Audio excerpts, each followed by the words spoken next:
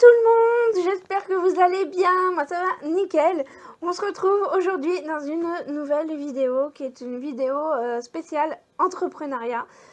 Tous les mois, je vous fais une vidéo spéciale sur l'entrepreneuriat pour aider certaines personnes que ça peut intéresser. Voilà, donc je récapitule un petit peu ma situation pour les personnes qui viennent d'arriver ou qui débarquent sur cette vidéo. Je m'appelle Virginie, j'ai 35 ans et j'ai créé ma micro-entreprise. Ça fait là tout juste 2 ans. On a fêté l'anniversaire, enfin j'ai fêté l'anniversaire des 2 ans de ma colo pour toutou, là le 14 février pour la Saint-Valentin. Voilà, donc je suis trop contente. Je suis aussi youtubeuse, donc j'ai des revenus via YouTube et des revenus via ma colo pour toutou, donc ma pension Camille. Voilà, voilà. Aujourd'hui, le thème de la vidéo, il y a une personne qui m'a posé une question sur Instagram et elle m'a posé la question du coup, quelles sont les choses indispensables à faire ou à penser avant de créer son entreprise. Voilà, donc je me suis dit que c'était une super question et un bon sujet de vidéo. Donc, c'est parti mon kiki, je vais vous élaborer en fait 6 points auxquels il faut penser avant de créer votre entreprise. En fait, c'est un petit peu les étapes à suivre grossièrement pour créer votre entreprise. Donc, par contre, moi, j'ai une micro-entreprise. Donc, je vais parler uniquement de la micro-entreprise. Le but, c'est pas de vous sortir ma science là, comme si je savais tout. Je sais pas tout. Donc, n'hésitez pas à dire si jamais j'ai tort dans quelque chose ou à expliquer vous votre projet, comment vous l'avez lancé, à donner vos conseils. C'est le but en fait de ces vidéos, c'est vraiment de partager son expérience personnelle et voilà. Alors déjà, la première étape, ça va être de définir clairement ton projet. Pour toi, à toi, dans ta tête ou par écrit si tu veux, ça va être qu'est-ce que tu veux vendre. Parce que si peu importe si c'est de la prestation de service ou de l'artisanat d'art ou je ne sais quoi, tu veux vendre un truc. C'est le but, c'est d'être auto-entrepreneur, c'est de vendre ton truc et que ça te rapporte de l'argent, que tu puisses en vivre. On est bien d'accord. Donc tu as une idée, faut que tu la vendes. Ok? C'est quoi ton idée? Quels vont être tes produits phares si tu as des produits phares? Quelles vont être tes prestations de service? Parle pas forcément de prix tout de suite, mais déjà ce que tu veux mettre en vente aux gens qui sont autour de toi. Pourquoi? C'est bien aussi que tu aies une vraie raison de vendre quelque chose. C'est pas un jour tu te lèves et tu te dis bon allez, aujourd'hui je vais aller vendre des WC quoi. J'ai pas dit ça comme ça, c'est le premier truc qui me vient. Mais t'as envie de vendre des toilettes. Bon ok. Bon la problématique, tout le monde a besoin d'aller aux toilettes. Après, est-ce que ton produit phare, ça va être des toilettes à eau ou ça va être des toilettes, des toilettes sèches? Peut-être que ton truc, ça va être de partir sur des toilettes sèches pour l'économie d'eau, etc. Et du coup, tu vas vendre ton truc. Là-dedans, tu vas partir dans tout ce qui est écologie, etc. Qui va acheter tes toilettes sèches? Voilà. Au final, les toilettes sèches, c'est un bon plan comme idée, parce que on est de plus en plus dans l'écologie, il y a peut-être de plus en plus de personnes qui ont envie d'acheter des toilettes sèches. Mais il faut trouver à qui tu vas vendre ça, le besoin. Tout le monde a besoin de toilettes. T'as des gens qui sont de plus en plus écolos, donc du coup, ça leur posera pas de problème. Donc ça, en fait, il faut que tu penses à tout ça déjà dès le début. Et il faut que ton projet, il soit clair. Donc la meilleure façon de savoir si ton projet est clair, c'est tout simplement d'en parler autour de toi. Parle-en à tes amis, ta famille. Attention, bien choisir les personnes à qui tu vas en parler. Le but, c'est pas qu'on te démotive dès le début que t'as pas commencé. Je lui dis, tiens, j'ai une idée, j'ai envie de créer mon entreprise, j'ai envie de faire ça. Qu'est-ce que t'en penses? Les gens vont te poser des questions. Donc déjà, ça va te donner, toi, comment dire, ça va te donner du sens, quoi, à ton projet. Si les gens, ils sont là, qu'est-ce que tu racontes? Je comprends rien. Déjà, tu sais que t'es pas clair dans ton projet. Voilà. Et après, ils vont te poser plein de questions. Et ça, faut que tu les retiennes, les questions, et tu les écris ou quoi. Et puis, ça va te donner, en fait, un fil pour ton marketing plus tard, en fait. Voilà.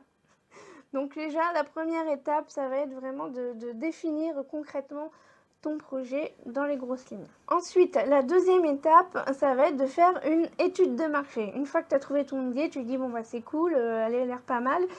Tu vas aller faire ton étude de marché, tu vas aller tout simplement voir ce qui se passe aux alentours de chez toi. Tu vas sur la planète Google Tu vas regarder dans ta ville s'il y a des personnes qui proposent la même chose que toi, enfin dans ta ville ou autre, hein, en fonction de ce que tu proposes. Donc tout simplement pour voir si ton projet est viable ou pas. Je sais pas. T'as envie d'ouvrir un restaurant, j'arrive plus à parler moi, un restaurant oriental. Ok, bon. T'habites dans le trou du cul du monde. Est-ce que quelqu'un va vraiment aller manger dans ton restaurant oriental? Est-ce que les gens ont vraiment envie d'aller manger dans un restaurant oriental?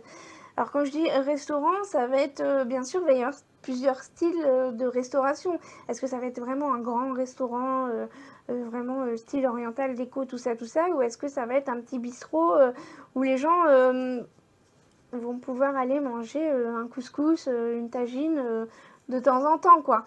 Voilà.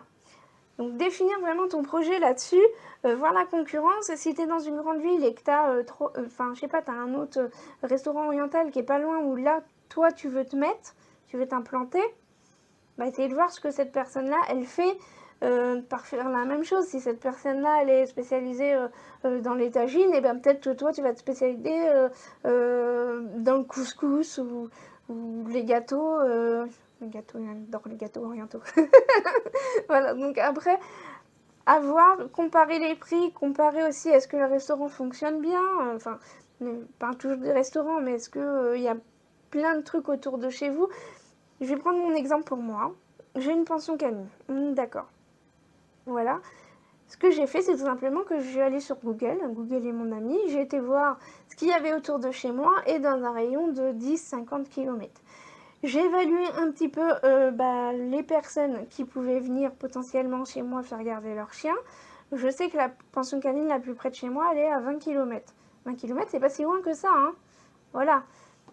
Mais cette pension canine-là, c'est une pension canine où les chiens, ils sont dans des box. Donc déjà, c'est encore autre chose que moi. Parce que moi, les chiens, ils n'ont pas de box. Après, il y a une autre pension canine, c'est à 30 km, 30 ou 40 km, je sais plus. Enfin, une autre qui est pas très loin de chez moi, sauf que elle, c'est vraiment la pension canine de luxe. C'est dans un manoir, quoi. Voilà. Elle fait des massages, tout ça aux chiens. Non, moi, non, je fais pas des massages à mes chiens. Je leur fais des caresses, voilà, mais je leur fais pas, je suis pas spécialisée dans le massage canin, quoi, ou l'éducation canine, où il y en a, bah voilà, ils sont aussi éleveurs, ils sont aussi comportementalistes pour chiens, voilà, donc tout ça différencié, parce que ça veut dire que si le gars il est éleveur, bah il va peut-être pas forcément, ça va plus être sa spécialité de faire de l'élevage ou du comportemental, je vais pas y arriver, du comportement canin pour ses clients plutôt que forcément d'avoir beaucoup de temps pour garder les chiens. Après, moi, c'est aussi un autre concept, c'est que je fais une colonie de vacances pour chiens. Donc les chiens, ils sont pas en box, ils vivent ensemble en groupe. Et moi, je garde que 5 chiens en même temps. Voilà, donc c'est différent aussi. Et je suis là tout le temps disponible, quoi. Et les chiens,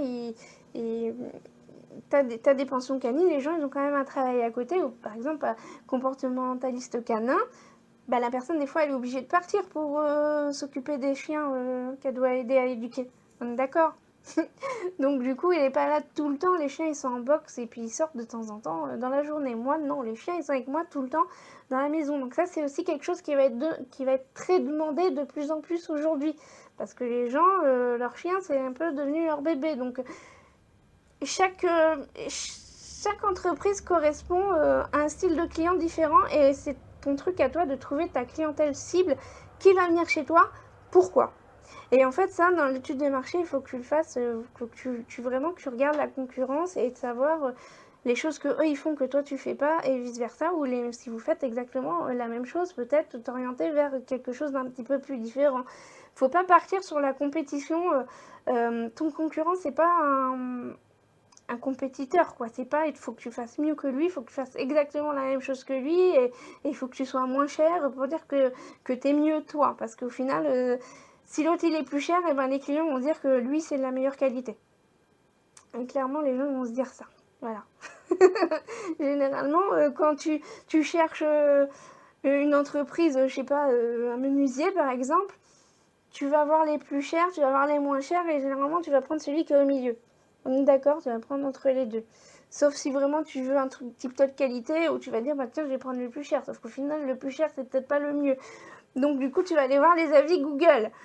Voilà, donc pensez à vraiment faire votre étude de marché, aller voir ce qui se passe autour de chez vous dans un rayon de combien de kilomètres, regardez les prix, allez aussi sur les réseaux sociaux, sur le site internet, regardez les avis Google, etc. et sur internet, et les réseaux sociaux, ça aussi, ça vous donne beaucoup d'analyse en fait sur comment les gens réagissent par rapport à ce que la personne elle propose. Voilà. Donc n'hésitez pas à aller un petit peu espionner la concurrence, c'est pas méchant, hein, tout le monde le fait. Moi d'ailleurs j'ai une personne qui m'a contactée. Moi je suis en contact avec toutes les pensions canines qui sont dans le coin parce que bah, je suis pas du tout en concurrence avec eux. Hein. Il y a plein de gens qui ont des chiens et les chiens, les gens cherchent toujours à faire regarder leurs chiens. Surtout l'été, toutes les pensions canines, elles sont complètes. Hein. Voilà, donc quand moi j'ai un appel que je suis complète, bah, je vais donner le nom d'une autre pension canine. Enfin bref. Du coup, je sais plus ce que je voulais dire avec mes conneries là. Oui, du coup, j'ai une personne qui m'a contactée il y a quelques temps déjà, mais parce qu'elle voulait ouvrir sa pension canine, mais pas du tout dans le même coin que moi. Et du coup, elle m'a posé plein de questions sur comment je m'étais organisée, etc. Les choses à faire, à savoir et tout. Et j'ai répondu avec plaisir, parce que voilà, moi je m'en fous. Si les gens ont envie d'ouvrir une pension canine, tant mieux, ça veut dire que ça se développe de plus en plus, et au final, les gens, ça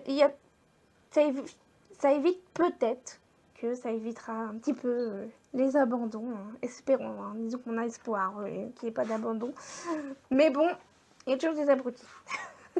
Il y a abandon et abandon. Il y a des gens qui abandonnent leur chien, entre guillemets, mais qui font ce qu'il faut pour que le chien derrière il retrouve une famille. Et t'as les gens qui sont vraiment des gros et qui abandonnent leurs animaux, chien, chat ou je ne sais quoi, dans la forêt, attachés à un arbre ou au bord de l'autoroute. Voilà. Voilà. Le message est passé. Ne soyez pas un abruti, s'il vous plaît. Merci. Sinon, ensuite, troisième point. Une fois que tu as défini ton projet comme il faut, que tu as fait ton étude de marché, il va falloir que tu fasses ton business plan. Le business plan, c'est genre le truc le plus important. Parce que ton business plan, en fait, c'est tu vas noter toute ton idée, du début à la fin, qui tu es, pourquoi, quelle est ta clientèle cible, ta stratégie marketing. En fait, ton business plan, ça va t'aider si, déjà, toi à savoir où tu en es, à te développer ton entreprise donc sur les années, etc. Donc déjà tu vas aussi noter le chiffre d'affaires que tu aimerais avoir plus tard, le salaire que tu aimerais avoir, combien tu veux pour commencer et en combien de temps tu veux réussir à faire ton projet. Enfin bref, tu vas vraiment mettre tous tes objectifs dans ton business plan. Tu vas expliquer ton projet et tu vas mettre tes objectifs. Voilà, on va dire ça comme ça. Ton business plan, ça va t'aider si jamais aussi tu veux faire un crédit à la banque. Le banquier va te demander ton business plan. Moi, c'est ce qui s'est passé. Il va te demander ton business plan. Voilà, il va te demander d'expliquer ton projet. Et faut que tu sois simple et concret quand tu vas expliquer. Parce que la personne qui est en face de toi, elle va pas savoir de quoi tu causes. Donc du coup, il faut que tu expliques bien dans les grandes lignes, dans les grandes lignes, plus en détail que dans les grandes lignes, en fait. Il faut que tu expliques qui tu es, pourquoi tu fais ça, pourquoi ça te tient à cœur, quel est ton projet, comment tu vas t'y prendre, le financement dont tu as besoin, le chiffre d'affaires que tu as envie de faire la première, la deuxième, la troisième année, parce que c'est les 3 premières années qui comptent le plus, on va dire. Voilà, normalement, on dit que c'est au bout de 3 ans que l'entreprise, elle est faite, quoi, on va dire ça comme ça. Je sais pas si je m'explique bien, mais bon, voilà. Faut aussi que tu penses dans ton business plan. Donc là, vraiment, dans le business plan, moi, j'ai tout noté. Tout, même les promotions que j'aurais eu envie de faire, que finalement, après, quand j'ai vu avec Germinal, Germinal, c'est l'entreprise, on va dire, qui m'a aidé à mettre en place mon projet. Du coup, j'avais noté des trucs de marketing et pense aussi aux cartes de fidélité. Pour l'instant, j'ai pas encore mis tout ça en place, hein. Je suis vraiment encore dans la création de mon entreprise, hein. Ça fait 2 ans, j'ai pas fini. Il y a toujours des choses à apprendre et il y a beaucoup de choses à mettre en place et quand tu es tout seul, même si des fois tu es aidé sur certaines choses, bah, ça se fait pas comme ça en 2 secondes, quoi. Voilà, donc il y a aussi, bah, la création de ton site internet, ton logo, les couleurs de ton entreprise, vraiment, créer ton identité de marque, on dit. Ça veut dire qu'en fait, déjà, les couleurs de ton entreprise vont représenter qui tu es. Voilà, qui tu es, ce que tu vends. Il faut que quand les gens ils voient les couleurs de ton entreprise ou ton logo, ils sachent qui tu es. Je vais donner un exemple tout simple. Vous voyez un carré bleu avec un rond jaune. Pour vous, ça vous fait penser à quoi? Lidl. Lidl, c'est tout de suite, vous avez pensé à ça. Mais il y a plein de marques comme ça. Donc il faut que votre logo il soit très simple, qu'il soit visuel et qu'il représente les couleurs de votre entreprise. Une couleur correspond aussi à un état d'esprit. Non, je sais pas comment dire. Les couleurs représentent certaines choses. Voilà, donc quand vous voyez par exemple du vert, le vert, qu'est-ce que ça vous fait, à quoi ça vous fait penser? Ensuite, vous allez voir du vert, ça va vous faire penser à la nature, par exemple, à la santé. C'est pour ça que les pharmacies, souvent, c'est vert. Les jardins, tout ça, parce que vous avez une jardinerie ou je sais pas quoi, bah, vous allez sûrement mettre du vert dans vos couleurs. Voilà, et il faut aussi penser derrière que votre visuel, vous allez le remettre partout. C'est-à-dire que moi, j'ai mon logo avec mes couleurs. Donc mes couleurs, c'est vert, rose et j'ai un peu de violet. Parce que je voulais quelque chose qui... Bah, le vert, ça représente la nature. Et après, le rose fuchsia. Et le violet, bah, c'est des couleurs qui pètent. En plus, c'est un vert qui pète. Vraiment, c'est des couleurs qui pètent. Parce que moi, c'est censé représenter les chiens, donc la nature, entre guillemets, les animaux. Mais c'est censé représenter plus l'enfance, on va dire. Parce que les chiens, c'est rigolo, ça fait plus enfant, quoi, vous voyez. Donc, vous avez des couleurs pour les enfants, toujours, tout de suite, c'est des couleurs vives, du jaune, du rose, du vert, du violet, un peu de bleu, enfin, bon, voilà, c'est vraiment des couleurs qui pètent. Si vous avez, une entreprise de pompes funèbres, forcément, vous n'allez pas mettre du jaune, quoi. Voilà, d'accord. Ou ça dépend du jaune que vous mettez, mais bon, voilà, ça va pas forcément... vous allez vraiment faire attention à vos couleurs, vous êtes plus peut-être dans les couleurs un peu sombres, on va dire. Voilà, donc faites attention à vos couleurs, parce que vos couleurs, vous allez les représenter dans tout, comme votre logo. Dans votre logo, vous avez des réseaux sociaux, vous devez toujours mettre votre typographie à vous, vos couleurs, votre police d'écriture, donc faut y penser tout ça dès le début, en fait. C'est pour ça que je vous dis ça. Donc tout ça, vous pouvez le mettre dans votre business plan. Mais je pense que je reviendrai là-dessus sur le business plan. Je ferai une vidéo spéciale où vous mettrez vraiment les étapes pour créer votre business plan. Je pense que ce sera mieux. Et pareil sur créer son identité de marque. Voilà. Donc si ça vous plaît, dites-moi. Je ferai ça parce que je ne peux pas rester là-dessus pendant 10 ans, sinon... Sinon, je vais jamais m'arrêter. On peut en dire des choses. Hein. Donc, en 4, vous allez choisir votre statut juridique. Une fois que vous avez mis bien au clair votre projet, que vous savez exactement où vous allez choisir votre statut juridique. Donc, la meilleure chose à faire, c'est de prendre un conseiller. Votre conseiller Pôle emploi, du France Emploi, non. C'est plus Pôle emploi, je crois que c'est France Emploi, mais je suis pas sûre. Donc bref, vous voyez votre conseiller ou vous voyez un conseiller de la Chambre des métiers de l'artisanat ou de la MSA, enfin en fonction de la personne qui est en fonction du métier que vous avez choisi. Voilà. Donc vous contactez la personne et elle sera au mieux vous conseiller parce que vous avez statut auto-entrepreneur, entreprise individuelle, IRL, SASU. Et je sais pas s'il y a d'autres trucs ou pas, je connais pas tout. Moi, je suis dans la micro-entreprise, donc je vous parle uniquement de ce que je connais. Après, je peux pas vous dire. Voilà. Donc, choisissez votre statut juridique et c'est la chose la plus importante à faire parce que c'est ce qui va après vous aider dans tout ce qui est fiscalité, etc. Voilà. La 5e étape, on dirait passe-partout, la 5e étape, la formalité administrative et les obligations comptables. Alors ça, si vous êtes en micro-entreprise, vous avez des choses qui sont obligatoires à savoir, même dans les autres entreprises, hein. Peu importe ce que vous choisissez comme statut juridique, vous avez obligatoirement des choses que vous devez suivre. Voilà, des obligations. Donc déjà, vous devez obtenir votre numéro de SIRET, hein. Forcément, ça, c'est obligatoire pour exercer votre métier. Vous êtes obligé aussi d'avoir une assurance pro, peu importe le chiffre d'affaires que vous faites. Vous devez avoir une assurance professionnelle pour vous couvrir en cas de pépin. Voilà. Moi, j'ai bien galéré, clairement, à trouver mon assurance professionnelle pour une pension canine. J'ai envoyé des tas de mails, il y en a qui ne m'ont pas répondu. Et au final, mon assurance pro, elle est pas ouf, hein. Donc dans ce cas-là, quand vous avez une assurance pro qui est pas de ouf, il faut se couvrir avec un contrat. Donc vous devez faire vraiment un contrat, surtout quand vous avez des métiers qui peuvent être dangereux comme moi, entre guillemets. Les chiens, les chiens ça mord, hein, j'ai envie de dire. Si ça se passe pas bien avec un chien et qu'il y a un chien qui bouffe un autre chien ou qui me bouffe moi, bon moi après j'ai quand même une mutuelle et tout ça, mais bon un chien qui se fait bouffer, moi c'est moi qui suis en tort en fait. Oui, même si le chien, je l'ai vu, j'ai fait des visites et tout ça, je l'ai vu avant, et ben il se peut que, même s'il est super mignon, qu'il arrive et qu'il s'entende pas avec un autre chien et qu'il décide de te bouffer. Ou ils sont en train de jouer, de jouer avec un jouet. L'autre, il est pas content, il veut bouffer le jouet. C'est comme les enfants. Les chiens, c'est comme les enfants. Il y en a un qui est en train de jouer avec un jouet et l'autre, il a envie de lui piquer son jouet, et ben l'autre, il va le chiquer parce qu'il veut piquer son jouet. Voilà, donc même si c'est juste un petit chic comme ça, et ben ça peut partir loin, ça peut blesser, quoi, on peut crever un œil ou je sais pas quoi, hein. Donc dans ce cas-là, c'est moi qui suis en tort.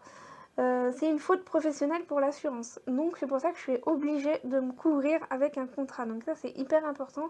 Vraiment, regardez les termes de votre assurance et vous couvrir avec un contrat. Voilà. Ensuite, les obligations comptables. Sinon aussi les formalités administratives, vous devez aussi obtenir les autorisations nécessaires. Il y a certains métiers, tu es obligé d'avoir des autorisations. Déjà, il faut que tu aies... moi par exemple, j'ai dû passer une formation, une attestation de compétences. Voilà, pour pouvoir exercer. J'ai pas le droit de garder des chiens comme ça, comme j'ai envie, parce que j'aime bien les chiens. Non, il a fallu que je fasse quand même une attestation de compétence. Et que je vois aussi la DDPP. Enfin bref, selon les métiers, vous êtes psy, vous n'allez pas dire, bah tiens, aujourd'hui, je vais ouvrir mon cabinet, si vous n'avez pas de diplôme de psychologie. Je sais pas, c'est un peu logique, quoi.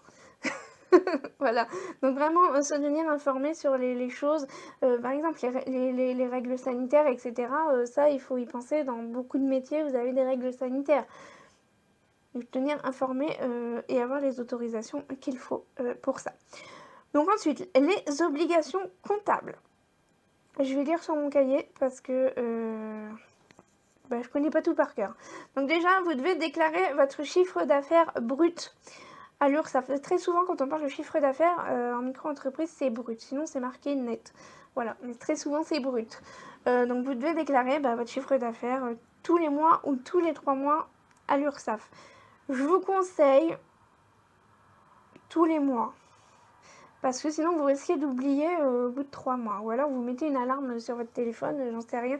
Mais moi, je préfère parce que, au moins, comme ça, c'est clair. C'est tous les 2 du mois. Je fais ma déclaration URSSAF. Au moins, voilà, comme ça, j'oublie pas. Sachant que l'URSSAF, il faut déclarer du 1er au 31. Ou 30, voilà. Vous pouvez pas déclarer le 29 du mois d'avant, ça vous pouvez pas. C'est vraiment du 1er au 31 que c'est ouvert. Donc moi je ne vais pas le 1er parce que sinon ça bug sur le site. Je vais le 2, voire le 3. Mais je sais que ma date butoir pour y penser c'est le 2 et je sais que tous les 2 du mois, il faut que je fasse ma déclaration URSSAF. Et ça c'est hyper important parce que si vous oubliez de déclarer un mois, vous avez 58 € de pénalité et puis après ça peut, si vous ne déclarez pas du tout, même si vous faites 0 € de chiffre d'affaires, vous devez déclarer 0 € de chiffre d'affaires. Ce serait bête d'avoir une pénalité de 58 € si vous faites 0 € de chiffre d'affaires. Hein. On est d'accord. Mais je crois qu'à la fin de l'année, vous pouvez quand même modifier certaines choses. Mais bon, vous risquez quand même d'avoir des pénalités. Donc ça, vous êtes je vais y arriver, va être obligé de, vous êtes obligé de déclarer votre chiffre d'affaires à l'URSSAF. Voilà, comme ça vous payez votre URSSAF tous les mois ou tous les 3 mois. Et vous pouvez aussi demander pour les impôts, soit à faire comme tout le monde, les impôts. C'est quand vous faites votre immatriculation pour votre numéro de SIRET. On vous demande si vous voulez payer tous les mois, tous les 3 mois à l'URSSAF. Et on vous demande aussi pour les impôts si vous voulez payer tous les mois une partie des impôts ou si vous voulez payer à la fin de l'année. Si vous n'êtes pas imposable, bien évidemment, ne payez pas tous les mois, ça ne sert à rien. Parce que c'est sur un pourcentage. Alors ça, c'est encore autre chose. C'est sur un pourcentage. Donc ça dépend aussi de votre chiffre d'affaires. Des fois, ça peut valoir le coup ou non de payer vos impôts au mois en fonction du pourcentage. Ça peut vous faire gagner quand même des fois pas mal de sous. Donc ça aussi, se renseigner en fonction de votre chiffre d'affaires. Il y a beaucoup de choses à penser, hein. Oui, on est d'accord. Ensuite, vous êtes obligé d'avoir un livre de recettes encaissées. Un livre de recettes encaissées, qu'est-ce que c'est? C'est un cahier. Alors moi j'ai un cahier, après vous pouvez acheter un livre qui est déjà tout fait et en fait vous devez noter, à chaque fois que vous vendez quelque chose, vous devez noter, vous êtes dans l'obligation aussi de garder toutes vos factures. Alors ça, avant, on n'était pas obligé de donner des factures, de faire des factures aux clients, mais c'est, je crois, depuis l'année dernière, je sais plus, enfin bref, je crois que c'est depuis l'année dernière, on est obligé de faire des factures aux clients. Moi, ce que je fais, c'est que mes factures arrivent aussi. Parce que vous savez, il existe les cahiers, les carnets de factures, là, déjà tout fait, et puis vous avez juste à remplir votre facture et vous le donnez à votre client. Donc ça, vous avez le droit de le faire, si vous voulez. Mais c'est pas du tout pratique parce que en fonction, si jamais les impôts ou je sais pas qui vous demandent les factures, vous n'avez pas le droit de donner des papiers. Vous êtes obligé, toutes vos factures doivent être numérisées et vous devez envoyer vos factures numérisées et elles doivent être toutes faites dans l'ordre. Enfin après vous avez le comment ça s'appelle? Les mentions légales, j'ai noté sur mon cahier parce que je me suis dit je vais pas m'en souvenir et en effet on ne m'en souvient pas. Vous allez sur les services publics, là vous tapez mention légale facture et ça va vous dire ce que vous êtes obligé de noter dans vos factures. Vous avez même un exemple de facture. Voilà. Sinon, donc moi je mets toutes mes factures sur mon ordinateur, elles sont toutes datées, etc. J'ai un dossier à l'année avec les mois et un dossier par mois et je mets mes factures dedans. Voilà. Je ne donne pas les factures à tous mes clients parce qu'il y en a clairement, ils m'ont dit bah non, j'ai pas besoin de facture, qu'est-ce que je vais en faire? Ça va partir à la poubelle. Voilà, donc me casser la tête à faire une facture, l'imprimer pour au final que ça parte à la poubelle, non. Voilà, donc maintenant je donne plus de facture papier, j'imprime plus. Si les gens veulent une facture, c'est envoyé par mail. Voilà, et s'ils n'en veulent pas, je l'envoie pas, mais j'ai quand même la facture sur mon ordinateur. Trop de mal aujourd'hui. Donc voilà. Donc il y a ça, le livre de recettes, les factures obligées. Vous devez conserver toutes vos factures pendant toute votre entreprise et 10 ans après la clôture de votre entreprise. Attention. Donc en bref, gardez-les toute votre vie, comme ça au moins vous êtes sûr. Voilà. Ensuite, pour finir, entre guillemets, sur les formalités administratives, l'ouverture d'un compte professionnel. Alors ça, c'est un petit peu le truc qui fait, entre guillemets, non pas débat, mais bon, il y a plein de gens qui m'ont dit, bah moi, j'ai un compte professionnel pour mon entreprise, etc. Vous n'êtes pas obligé d'avoir un compte professionnel pour votre entreprise. Je précise. Vous n'êtes même pas obligé d'avoir un compte dédié au début pour votre entreprise. Vous êtes obligé d'avoir un compte dédié. Donc un compte dédié. Alors les comptes pro, en fait, si vous voulez, vous avez la carte bancaire et le compte dédié, c'est un compte en plus de votre compte perso qui est dédié à votre entreprise. D'accord. Vous êtes obligé d'avoir un compte dédié si pendant 2 années consécutives vous dépassez les 10 000 € de chiffre d'affaires. Sinon, vous n'êtes pas obligé d'avoir un compte dédié. Vous pouvez garder ça sur votre compte personnel. Bien évidemment que si vous avez un compte professionnel ou un compte dédié, c'est quand même beaucoup plus simple pour la gestion de votre budget professionnel. Moi, j'en ai pas. J'ai un livret, en fait, si vous voulez. J'ai mon compte personnel. Quand les gens me payent par virement ou par chèque ou quoi, je mets directement la somme sur un livret qui est dédié pour ça. Voilà. À la fin du mois, je prends ce que j'ai besoin pour payer mes factures, pour me verser mon salaire, et le reste, je le mets sur un autre livret pour épargner. Voilà, c'est comme ça que je fais pour l'instant, j'arrive à m'en sortir, mais sachant que moi, personnellement, dans ma situation personnelle, je précise, j'ai pas 3000 tonnes de charges à payer. Je suis pas dans la fabrication artisanale de je sais pas quoi. C'est moi, les trucs que j'achète, c'est des friandises pour les chiens, des jouets. Voilà, j'ai une enveloppe de 50 € là que j'ai mis en place cette année. Tous les mois, j'ai mon enveloppe de 50 € qui est sur moi tout le temps et je prends quand je vais acheter des friandises ou des jouets. Voilà, sachant que les jouets, franchement, c'est assez rare que j'en achète. Quand j'en achète, j'achète un gros tas d'un coup et ça me dure quand même plusieurs mois, quoi. Tout n'est pas bouffé tout de suite, heureusement. Heureusement. Mais par contre, oui, les friandises, je vais peut-être en acheter quand même une fois par mois. Acheter des friandises, mais bon, c'est pas ça qui va me coûter non plus des mille et des cents, quoi. Donc voilà, moi, c'est comme ça que je fonctionne. Si vous avez une entreprise vraiment d'achat-revente, il vous faut un compte pro, hein, même un compte dédié, je sais pas, mais il vous faut une carte bancaire pour payer votre fourniture et pour après la revente. C'est quand même plus simple. Voilà. Vous pouvez très bien prendre un compte en ligne, hein. Voilà, moi ce qui me bloque, c'est pouvoir déposer les chèques, en fait. Voilà, et j'ai pas envie de dire aux gens, bah non, vous payez plus par chèque. Voilà, et pas. Voilà, voilà. Donc ça, c'est pour les formalités administratives obligatoires. Et puis, bah, pour finir, 6. Sixième point, dernier point. Bah, tout simplement, après, ça va être de se lancer. Voilà, une fois que vous avez tout mis en place, vous avez fait votre étude de marché, votre business plan, que vous avez mis en place votre stratégie marketing, bah, vous pouvez vous lancer. Voilà, donc commencez petit, partez pas dans un truc de dingue. Je vous dis ça parce que j'avais aussi une entreprise de création de bijoux fantaisie, hein, des bijoux comme ça en perles. Et en fait, je faisais les marchés artisanaux et tout ça. J'ai arrêté pendant qu'il y a eu le Covid parce que finalement, ça me revenait cher, payer l'assurance et tout ça.